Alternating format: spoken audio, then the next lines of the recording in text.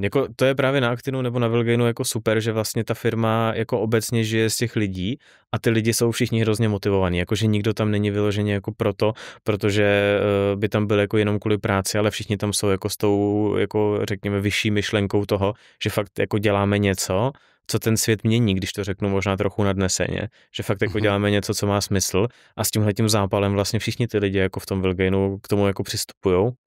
A každý tenhle ten nový projekt potom si myslím, že spíš jako bereme fakt jako výzvu a jsme jako plný motivace, než že bychom si řekli, tyjo, tak to bude teda pěkná krávovina a byli bychom toho jako spíš tak nějak jako, že bychom se báli. Prostě jdeme do toho po hlavě.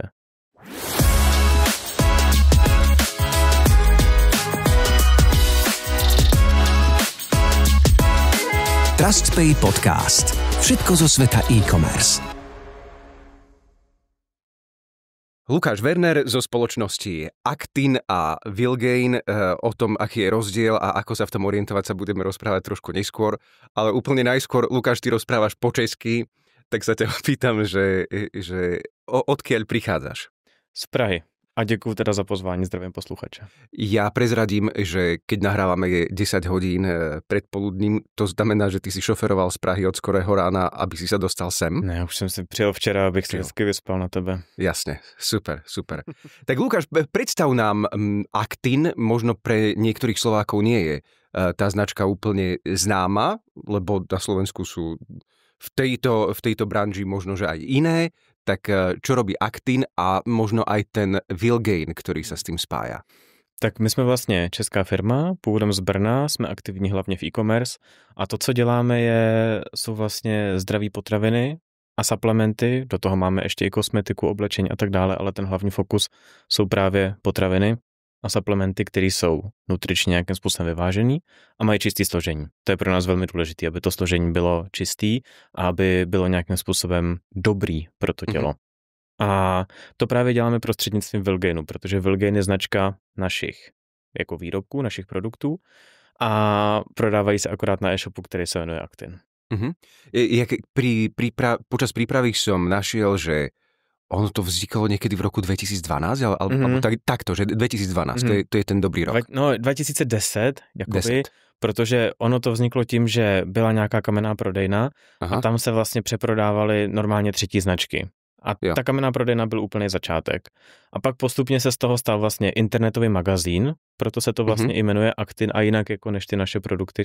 Protože v první řadě to byl internetový magazín. Áno, presne toto som čítal, že internetový magazín a preto možno aj to prepojenie, keď na vašej stránke, že máte tam aj rady ohľadom mnohých vecí, ktoré sa týkajú zdravého života, zdravého stravovania. Takže to má korene v tom magazínu. Jo. To právě máme vlastně teďka, jako ten magazín jdeme pořád dál, protože my chceme, aby ty lidi chodili na náš web a ano, koupili si ty produkty, ale zároveň tam fungovala jako nějaká forma edukace, takže aby prostě my jsme pořád jako dál, ono to vzniklo s tou myšlenkou vyvracet jako mýty ohledně právě potravin a suplementů a více jako edukovat lidi, kteří se o to zajímají, aby věděli, co zkrátka jí a co jako přijímají a to nám zůstává do dneška.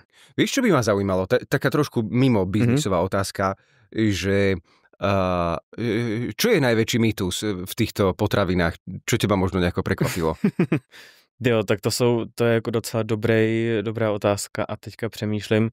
Keď ti nenapadne nič, kľudne ideme ďalej. Vlastně jako teďka třeba my jsme měli otázku, my prodáváme malý milkshakey, proteinový milkshakey, 330 ml, takový jako ready to drink. A měli jsme v Británii otázku, že se to jako někdo otočil a říká, hele, proč je tady vlastně poměrně jako dost cukru v tom? A teďka to byla jako taková otázka, na kterou se přiznám, že jsem třeba nevěděl odpověď jako na první dobrou, protože mě to tak docela zaskočilo, jak jsem se to googlil a hledal a ptal jsem se u nás a ono to je protože vlastně to mlíko v sobě už jako od přírody má cukr.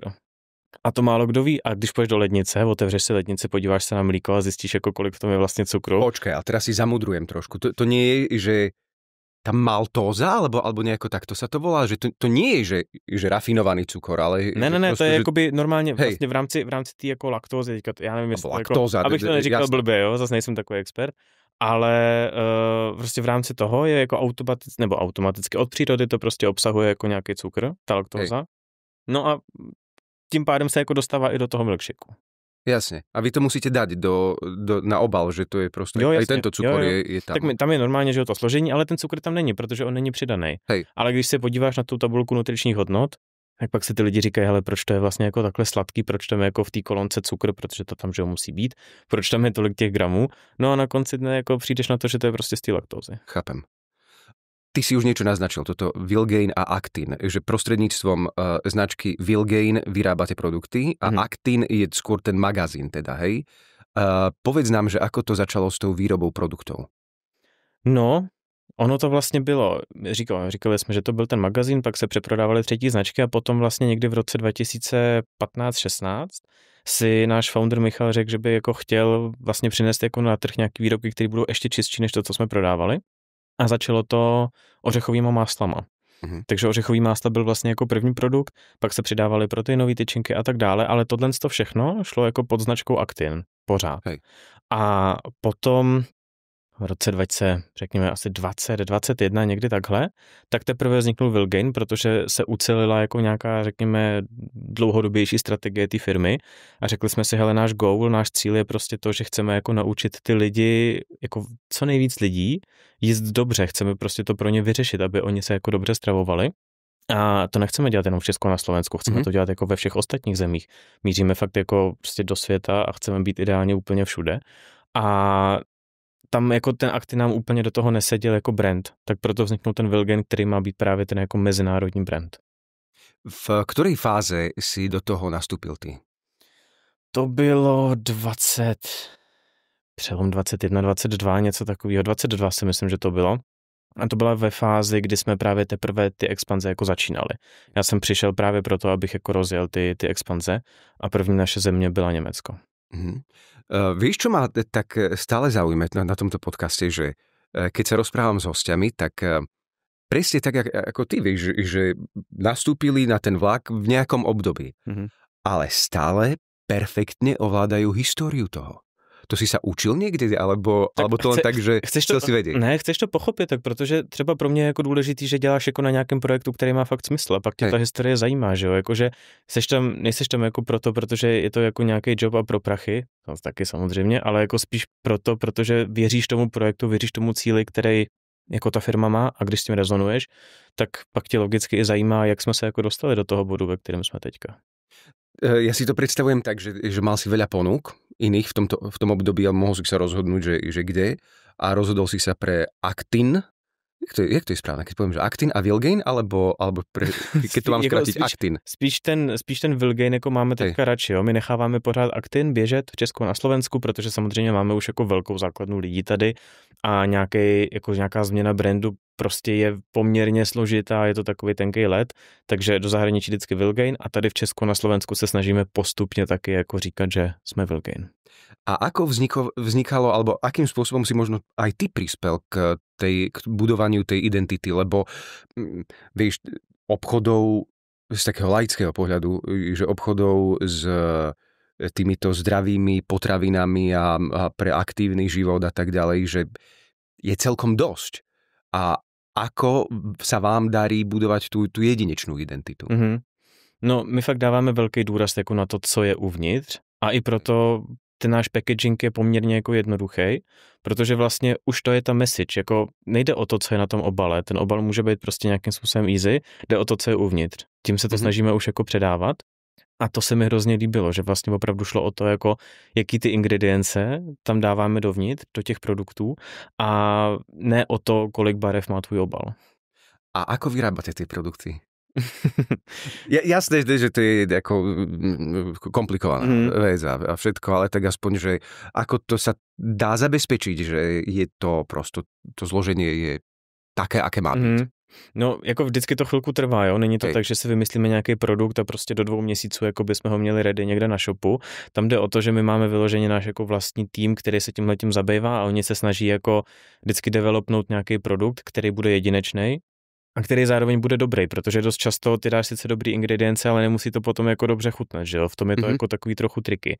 Takže každý ten produkt, než on jako reálně dropne, tak má za sebou prostě x měsíců nějakého vývoje, testování a třeba jako, já nevím, klidně bych řekl jako desítek různých příchutí, než se teda konečně vybere jako ten final, který opravdu půjde ven. Počuj, teraz mi tak napadlo. Videl si novú sériu Black Mirror? Neviděl ještě. Nie? Ne. Ale poznáš to, nie? Znám to. Jasné.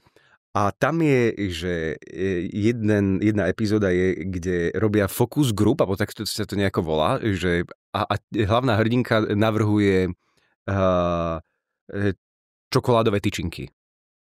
A že oni majú, takže že trošku, vieš, že ochutnávajú ľudia z ulice, že a ako im to chutí a podľa toho bodujú. To robíte aj vy také?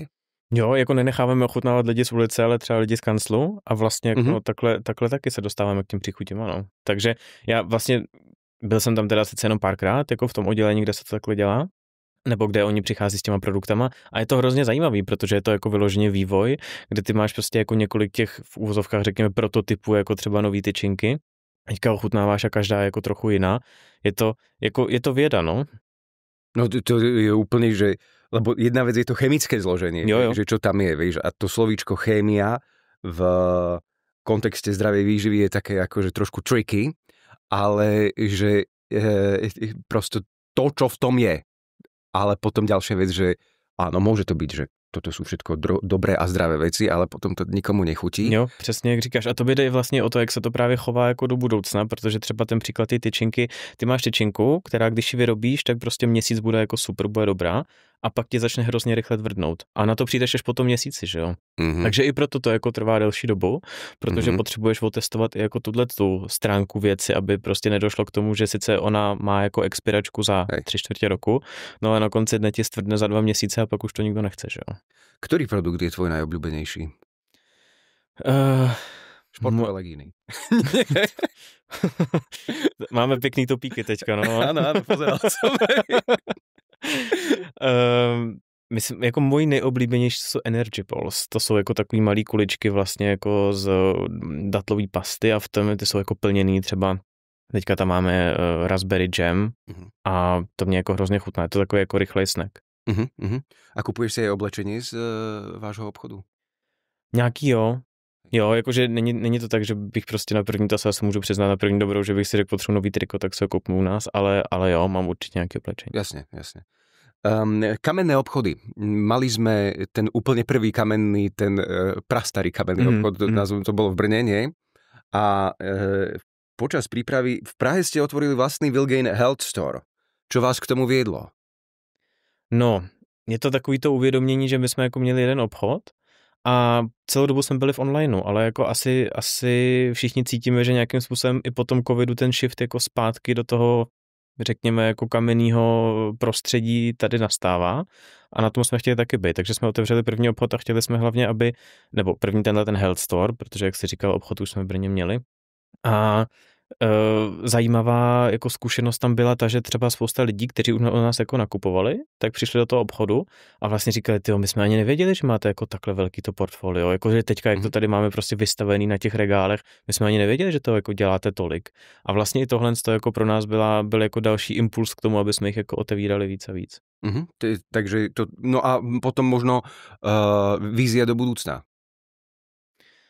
Máme. Viac kamenných obchodov do tohto sveta? Určitě víc. Tak my máme, ten pražský Health Store je jeden v Karlíně, ale druhý jsme otevřeli na Národní, poměrně nedávno.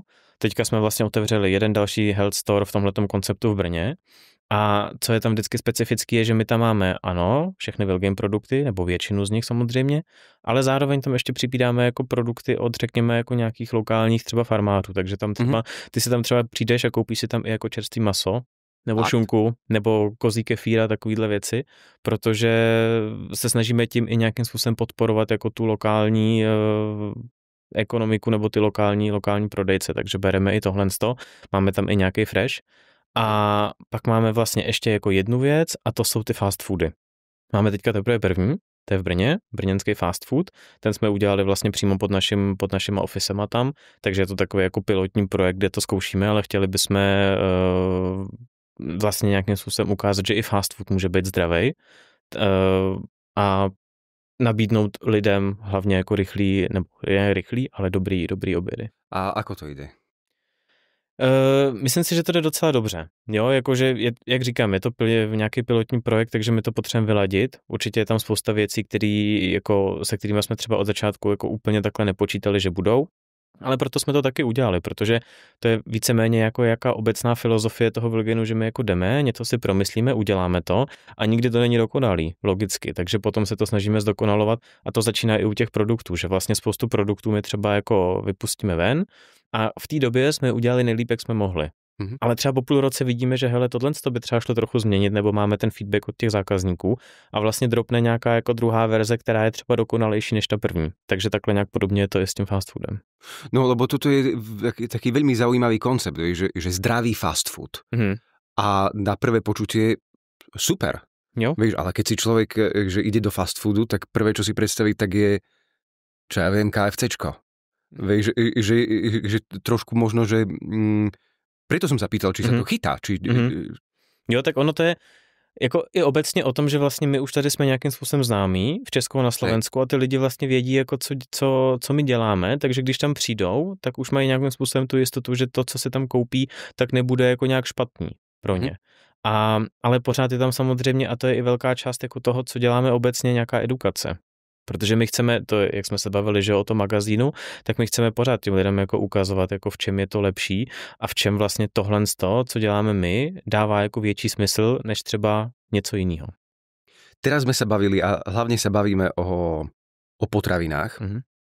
Hovoril si, že máte fresh. Nebol som v tom obchode, priznám sa, ale že to ma prekvapilo a tá myšlienka podporovať lokálnych výrobcov, to je bomba, to je keby viac takých bolo, ale na druhej strane veľmi dôležitá časť vášho podnikania je Vilgain Fashion. Tak sa to volá, nie? Je to tak, akorát bych tomu neříkal důležitá část. Nie? Jo, jakože je to určitě část, kterou jsme vlastně začala ta fashion, si myslím, v roce 21, 22, někdy takhle nějak. Ale teďka jako postupně, a to si myslím, že je vidět i na tom webu, že tak jako tohle tu část trošku odbouráváme a jde i o to, že jsme si prostě řekli, hele, my se chceme fakt jako soustředit na to jídlo.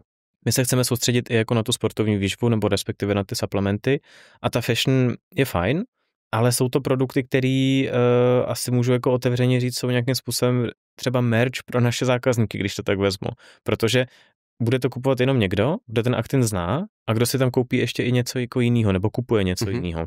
Jo, není to v tom smyslu, že kdyby si řekl, hele, potřebuji prostě nový triko nebo nový, jak si říkal, že legíny, tak půjdu a tady si to koupím na Actinu, když jsem to předtím vůbec neznal. Jo, jakože takhle úplně ty lidi nefungují, takže spíš to byly jako, nebo spíš to pořád jsou kousky pro naše už stávající zákazníky, kteří si u nás právě kupujou i to jídlo nebo i tu sportovku. Takže jako něco tam necháme, nebo pořád jako ty rady pojedeme dál, ale ne v takovém objemu. Vieš čo, mne sa to strašne spája. Na Slovensku máme takú značku, určite ju nepoznáš, Jim Beam. Jo, to som neslyšel. Nie, to je veľmi neznáme. A že tam je, lebo oni majú tú fashion sekciu veľmi výraznú, by som povedal. Ale že oni to spájajú s tým fitness, tým prosto, že posilňovaním, vieš, a Jim Beam to aj prosto, že chodím posilňovať, tak mám tepláky Jim Beam, že to je v pohode. Ale vy sa skôr zameriavate na ten zdravý život, na to zdravé stravovanie a tak. My jsme začínali jako hodně do fitness, ty kamenný obchody, nebo i ten první jako online store, jak jsme říkali, ten 2013-14, tak to všechno bylo jako hodně na fitness a suplementy a gym a tak dále, ale tak nějak postupně se jako z toho Actinu stal spíš jako, řekl bych, nějaký jako lifestyle brand, kde to není vyloženě o tom, že tam chodí lidi, kteří chodí do gymu, ale je to vlastně pro každého, který jako aspoň trochu přemýšlí o tom, co jí, no. A i obecně pro nás jako ta důležitost toho foodu roste čím dál tím víc a i v souvislosti třeba s těma expanzema, kde vlastně vidíme, že když přijdeme jako na nějaký nový trh, tak ta část toho foodu je znatelně větší v rámci toho, jako co prodáváme, v rámci toho rozdělení, než třeba právě ty suplementy a to sport. Čím to je podle teba? Tak je to i tím, že jako ty, když chodíš třeba do gymu nebo bereš nějaký suplementy, tak většinou jako to nestřídáš. Ty máš prostě jednu značku a s tou seš celou dobu, že jo? Jako něco si vyzkoušel, něco ti chutná, a ne třeba značka proteinu, tak máš jako nějaký svůj protein a když ho fakt bereš jako na nějaký, řekněme, denní bázi nebo prostě nějak jako regulérně, tak máš pořád ten jeden, už seš na něj zvyklý a přesvědčit tě o tom, aby si jako z jednoho proteinu přešel na jiný, není tak úplně jednoduchý. Chce to jako nějakou delší dobu.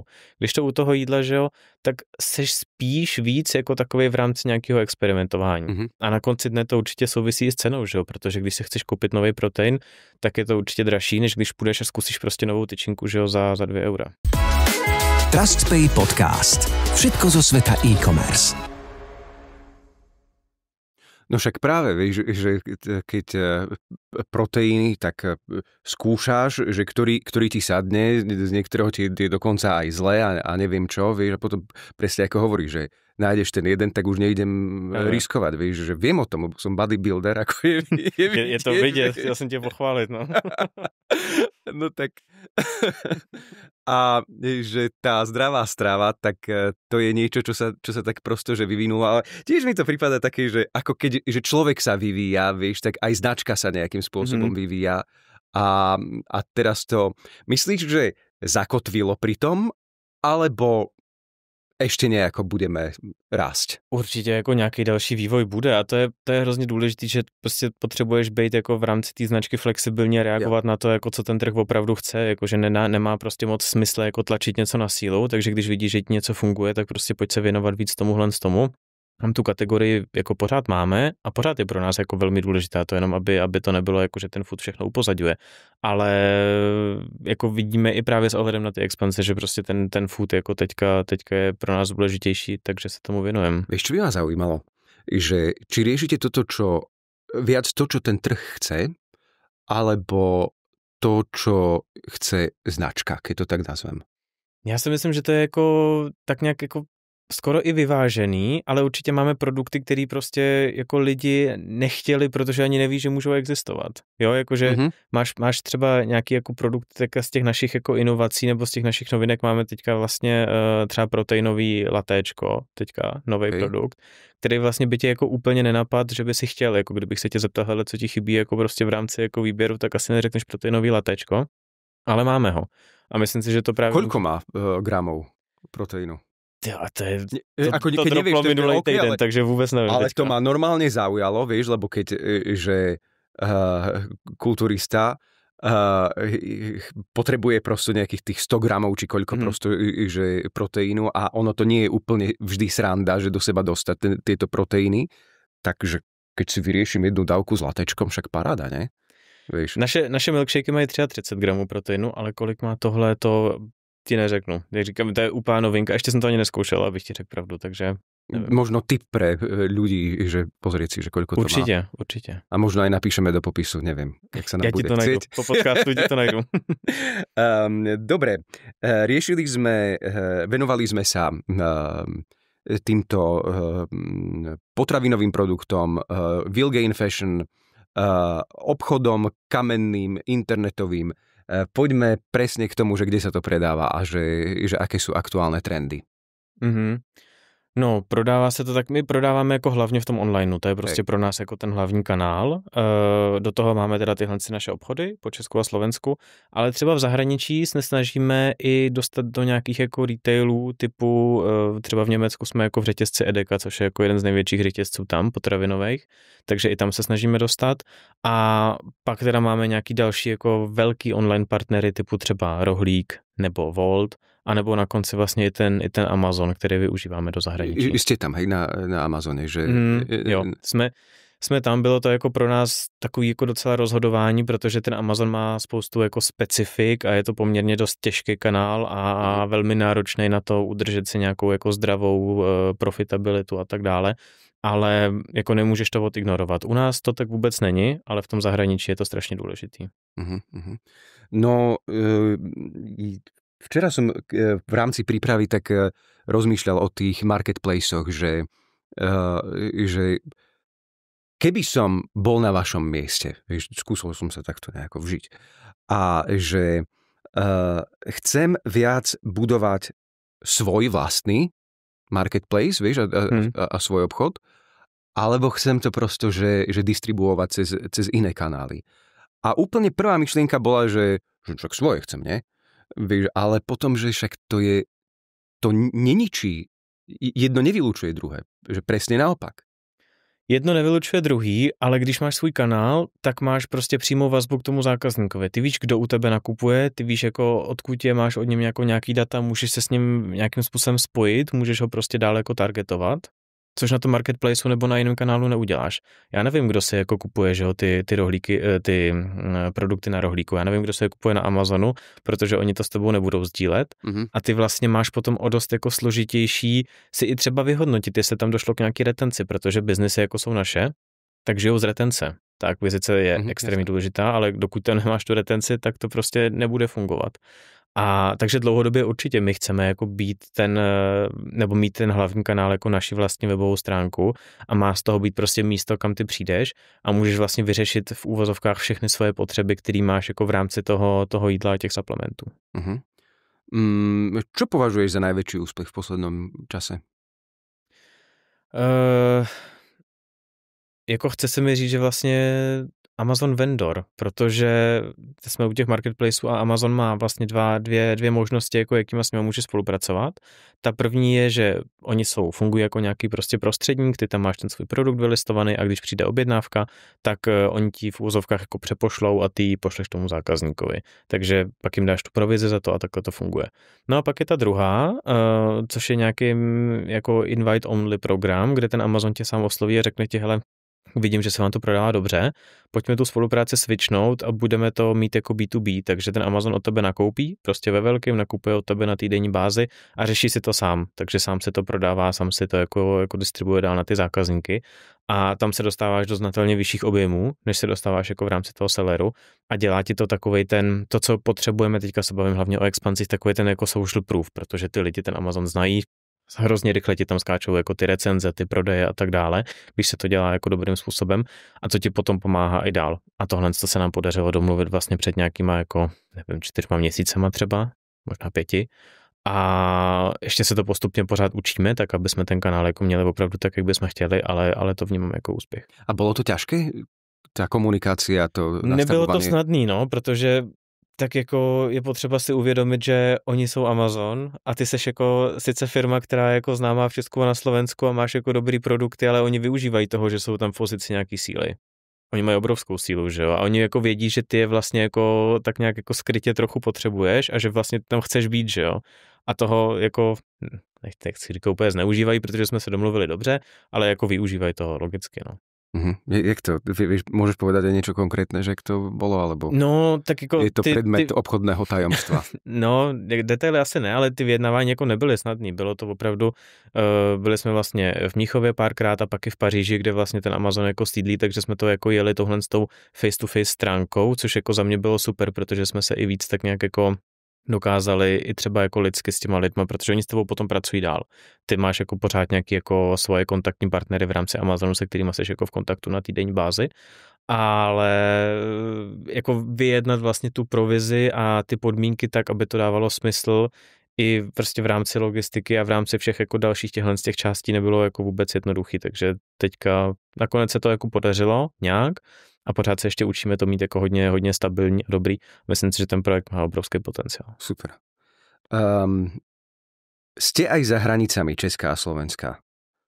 Na jakých trhoch môžeme nájsť? Jo, tak v tuhle chvíli, když půjdu na západ od nás, tak jsme vlastně hlavně v Německu, nebo respektive v celém jako Dach regionu, takže Německo, Švýcarsko a Rakousko. Pak jsme v UK, v Anglii teda tím pádem. A napravo, nebo respektive na východ, tak když nebudu počítat jako Slovensko, tak tam potom máme Polsko, máme tam Rumunsko, máme tam Maďarsko a to je všechno vlastně. A chcete aj ďalej? Chtěli bychom dál, ale v rámci Evropy jsme se teďka řekli, že jako náš hlavní fokus bude právě to Německo a ta Anglie. I z důvodu toho, že třeba nám přijde, že ty lidi tam nebo ty zákazníci tam jsou třeba i trošku jako edukovanější v téhle oblasti. Pořád je chceme edukovat a je to potřeba, ale jsou tam třeba jako lehce dál, než jsme tady u nás, což by nám jako mělo docela nahrávat. A ten ultimate goal teďka pro ten rok je Amerika. Amerika. Podarí sa to? Rozhodně. Hej? Jo, tak jako určitě to bude náročný i jako s tou aktuální situací, která tam teďka panuje, ale Já to vlastně ani jako nevnímám negativně, protože jako jsou to sice další překážky, ale o to líp pro tebe, protože o to méně jako firem tam bude směřovat. A když ty všechny tyhle překážky, které tam teďka jsou jako daný nějakou, řekněme, tou administrativou, tak když všechny tyhle překážky vyřešíš a překonáš, což je doable, tak budeš mít jako tu obrovskou výhodu proti ostatním, kteří se třeba právě toho zalekli a nešli tam. Takže my to určitě chceme udělat, je to obrovský market a myslím si, že ty produkty tam mají jako obrovský potenciál. No, znieš veľmi motivovane, držím palce. A celá firma je takto presvedčená, že poďme do Ameriky, alebo je to taká časť, ktorú tlačíš ty?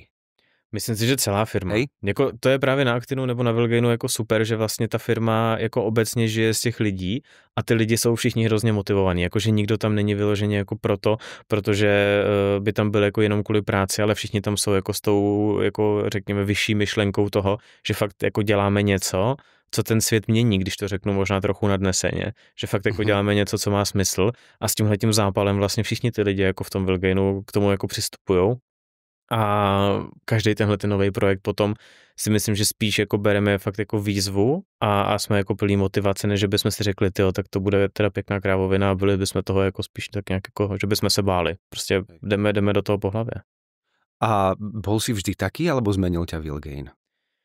No, myslím si, že mě změnil Vilgain, určitě jo, protože jako je to prostě rychlý prostředí a pořád se něco děje a pořád máš jako nový projekty a spousta z nich failne a naučí se tam vlastně, jako já jsem se tam třeba za sebe naučil že máme spoustu projektů nebo spoustu jako věcí, které jsme úplně dodělali, tak že to vlastně nebylo úplně špatně, jo, jako přišli jsme o nějaký peníze, ale naučili jsme se na tom hrozně moc. A to nás potom posouvá dál, protože vlastně z každý tyhle chyby, kterou jsme udělali, a že hlavně jako v rámci té zahraniční expanze jich byla fakt jako hromada, ale z každý tyhle chyby se potom ponaučíš a jako celý ten projekt potom stavíš na o to pevnějších základech, protože už víš, čemu se máš vyvarovat a v rámci dalších zemí už je to o to jednodušší. Vieš, čo sa idem opýtať, že ktorá chyba bola najväčšia? Ježiš, těch bylo. No, největší. Tak teďka třeba jako první mě napadá, že jsme dost podcenili, když jsme expandovali do Anglie nebo třeba do Švýcarska, takže jsme dost podcenili to, jak tam vlastně dostaneme ty věci, nebo jako tu náročnost, kterou třeba jako představuje to, že to nejsou země Evropské unie, protože my tady jako v EU máme hrozný štěstí na to, že ty můžeš mít prostě slovenskou firmu, ale tvoje hřiště je de facto každý stát Evropské unie, protože když se rozhodnu zítra exportovat do Itálie, tak já nepotřebuji jako 10 papírů navíc, já prostě můžu to jít rovnou udělat. Ale v rámci té Anglie se nám to potom trochu vymstilo, že vlastně jsme měli jako na 2 nebo na 3 týdny úplně zastavenou jako expedici všech zásad, jako jsme ještě expedovali z Česka, teďka už máme jako anglický sklady, ale to jsme ještě expedovali z Česka vlastně 3 týdny jako se nemohlo expedovat, všechno to stálo. A teďka nebyly to ještě, že by to byly jako prostě vyšší tisíce, ale nebylo to málo zásilek a takže to byl jako velký průser. No. Na čo im bol ten Brexit, ne? Jo, jako... To je vec. Ja len teraz to sledujem, že tá tak úplne pomimo, ale že tá európska integrácia, čo sa formuje, vieš, teraz, a že aj ten Starmer tam je v podstate taký, ako, že poďme do toho. Ja normálne včera som tak rozmýšľal, že ty kokso, že keby sa na to tak chceli vykašľať, vieš, a vrátiť sa naspäť. Aj pre také firmy jako Actin by to bylo. To by a Vilgain. Jako 100% by to pomohlo. A nejhorší na tom je, že vlastně ono už máš jako x let v úvozovkách po Brexitu, jenže doteďka tam pořád panuje spousta nejasností, jako v rámci třeba jako těch cel a tohle z toho jako vzájemného výměny zboží.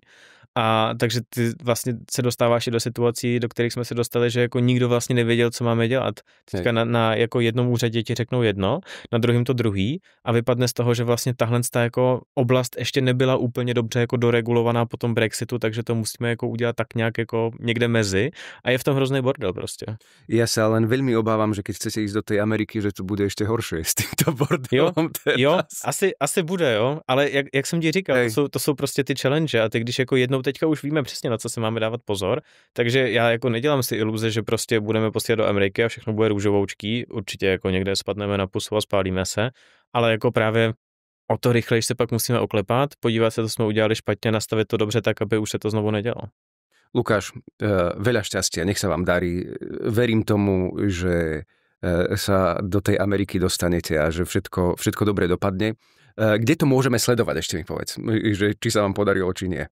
Tak určitě na našich stránkách, ale my máme teďka vlastně docela dobrou sérii, jmenuje se to Building Will Gain, je to na YouTube, kde jako točíme takový nějaký dokument o tom, jako co vlastně všechno děláme a jaký projekty všechny děláme a který lidi jako stojí za těch. A to je jako podcast, alebo? Je to normálně natočený jako dokument, normálně chodí to jako v různých řadách.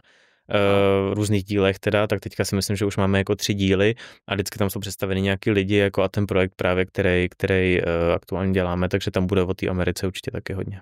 Veľa šťastia, Lukáš, a veľká vďaka, že si našiel čas a prišiel k nám. Děkuji za pozvání.